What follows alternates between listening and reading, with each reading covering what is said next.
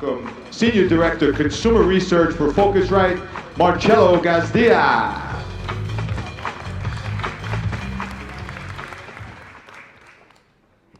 All right, let's kick off center stage with some Phocuswright research. It's my favorite way to start the day.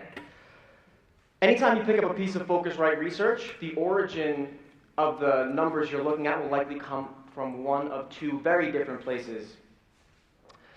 Our market sizing research reflects insights, analysis, and forecasts collected from proprietary interviews with key stakeholders across the travel industry.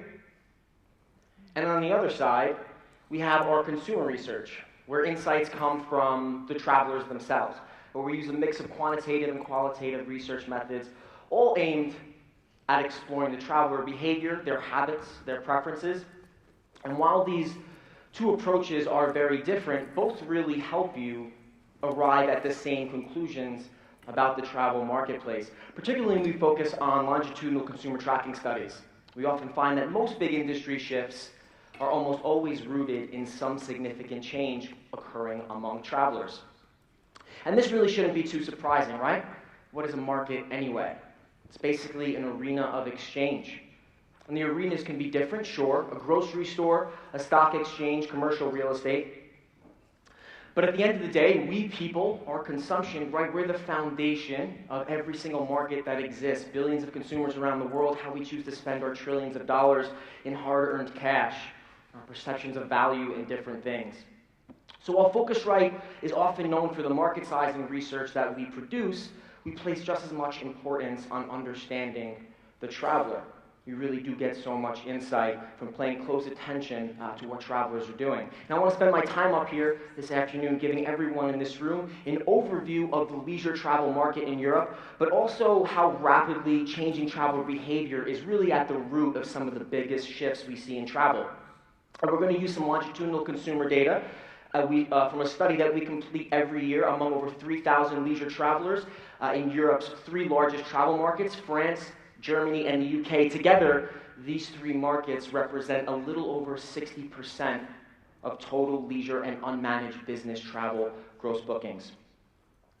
And let's start by taking a step back and looking at the general economy in Europe.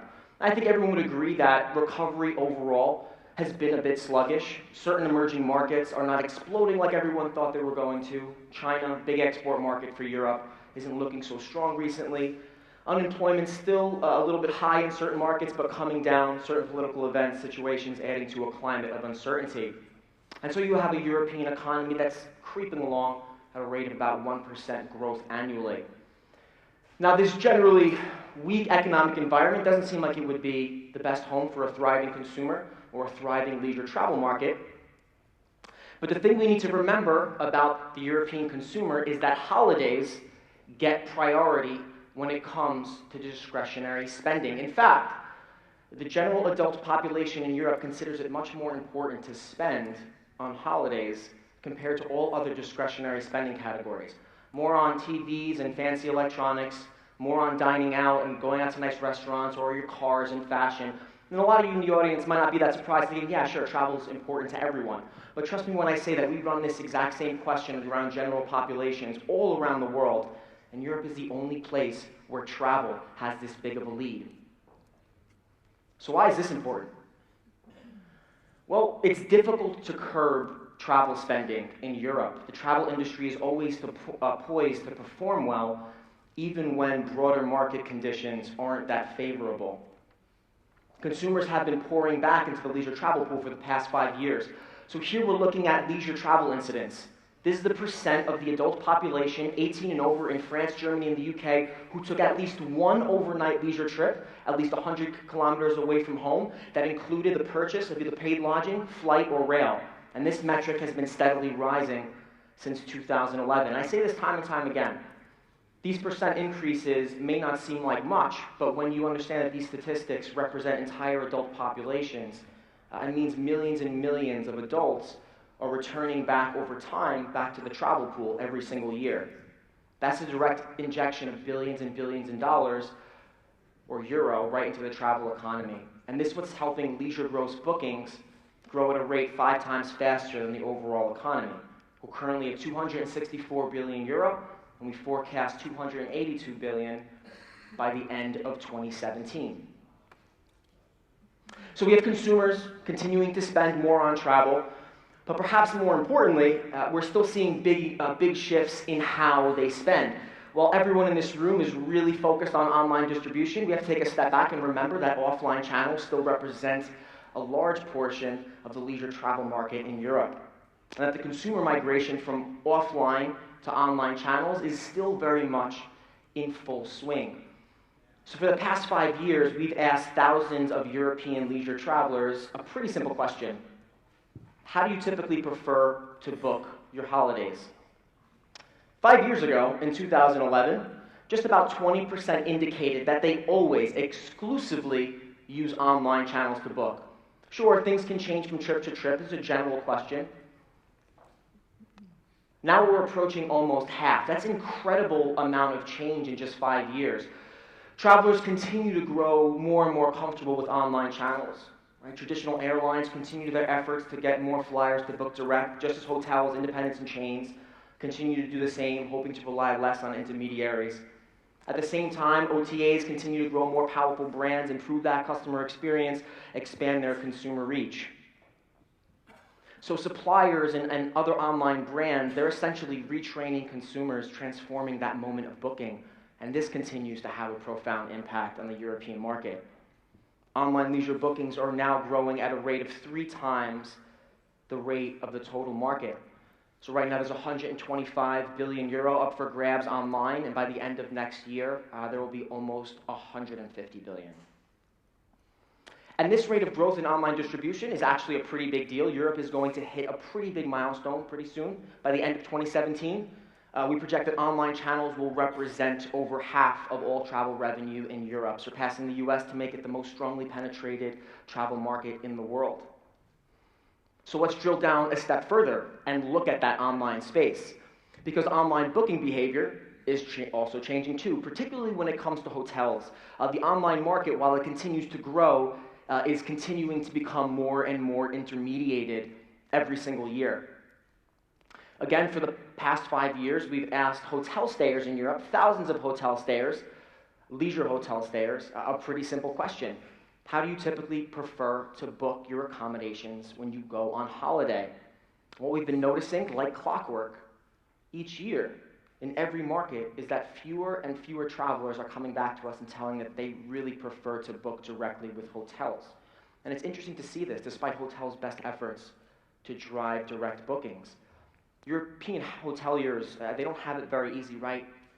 Fewer chains, higher representation of independents. It's harder for a hotel in Europe to stand up to the immense marketing power or consumer reach of a Booking.com. And that's exactly where more and more hotel bookers in Europe continue to gravitate, right to the OTAs. And their success has been pretty incredible, especially over the past 3 years. OTAs are absolutely winning in the hotel space. Almost half of hotel bookers now across the markets typically prefer to book their accommodations on OTAs. So you can't really underestimate that influence of good technology, good content, heavy-hitting marketing power on consumer behavior. So consumers favoring OTAs and the impact, again, on the market is pretty clear. In Europe, OTAs are growing at a rate of 16% annually. So that's significantly faster than the total online market in Europe, and that can only mean one thing, that OTAs are eating a larger and larger slice of the online pie every year. And Europe's suppliers have been increasingly mindful of this threat, and they've been investing heavily in online functionality and the user experience. It's top of mind. But it remains to be seen how much they can stop that momentum that OTAs currently have in Europe. OTAs are growing, but don't expect them to rest on their laurels. They're going to charge full speed ahead. They're going to try to capture hearts and minds, employing a few notable strategies to increase the likelihood that consumer behavior continues to shift in their favor. Right? They're really aiming to offer travelers past that traditional shop and book experience. You're going to see more OTAs making big plays in private accommodations and in destination experience, and continue to invest heavily in the mobile user experience. And let's talk about mobile for just a minute. Mobile is probably going to be a force multiplier for OTAs. We've been talking about mobile for quite some time, but until now it's just been in anticipation of behavior that we're just seeing rise to the surface. travelers really concentrating more and more of their time online on smartphones instead of other devices. Comfort with mobile is really hitting that tipping point where now we're starting to see that significant impact on online distribution. 2015, just under 1 in 5 hotel stayers, leisure hotel stayers in Europe, France, Germany, and the UK used a smartphone to book paid lodging at least once. That's up from 11% the prior year. That's a lot of growth. So mobile bookings are growing at a rate of 17% annually, and this rate is only going to get stronger moving forward.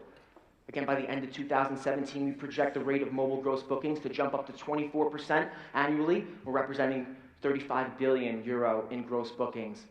And this really quick shift to mobile booking is only going to favor OTAs and other major online players. Overall, this mobile situation has to be, right, it's got to be a little bit tough on suppliers. In the US, for example, airlines were finally starting to get some headway in driving direct online bookings, focusing on better user experiences, merchandising better, focusing on selling ancillaries. And just when they start making that progress on the desktop side, mobile really starts taking off, and it's almost like the suppliers now have to start at ground zero. They have to start learning to serve their customers on a 4-inch screen. And OTAs are always going to be better and faster when it comes to technology. Right? OTAs are more technology companies. They're not travel companies. They don't own any hotels. They don't fix broken planes. They don't vacuum the back seats of rental cars, right? So they can devote some serious manpower to the mobile experience, and it should come as no surprise that more travelers are turning to OTAs rather than suppliers when it comes time to book on smartphones. And it's a trend that is continuing to get stronger and stronger.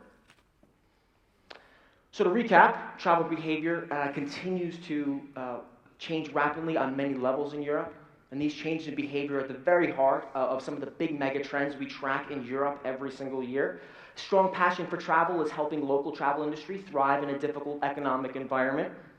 Familiarity with online channels continues to grow stronger, and soon European travelers are going to help create the most highly penetrated online travel market in the world.